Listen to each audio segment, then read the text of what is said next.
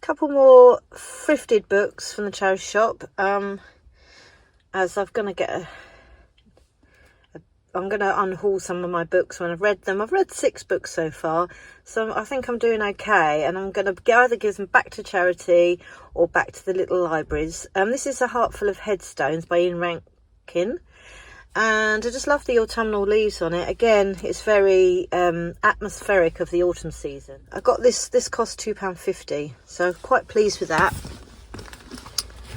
And as I showed earlier, I got the Stephen King Finders Keepers. This one caught my eye because the cover, I do read the synopsis, but the cover has got these lovely leaves on it, and I thought this is a really interesting looking book.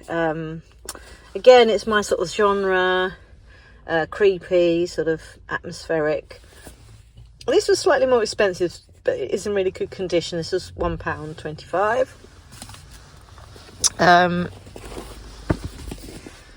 Got The Family by Louise. So what I'll do is I'll take some books that I've read and unhaul them and replace them with the new ones that I've got. So, you know, I've spent under £10, I think, on these books, which is really good, and they go back into charity.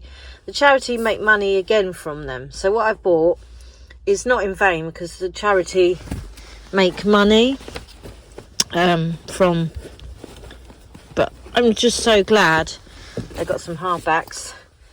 The Stranger by Harlan Coben, he's a good author. Again, this is no, actually this is a new one I got, because I got the free for £6 deal. I got a couple of Christmas presents, so got the free for £6 deal.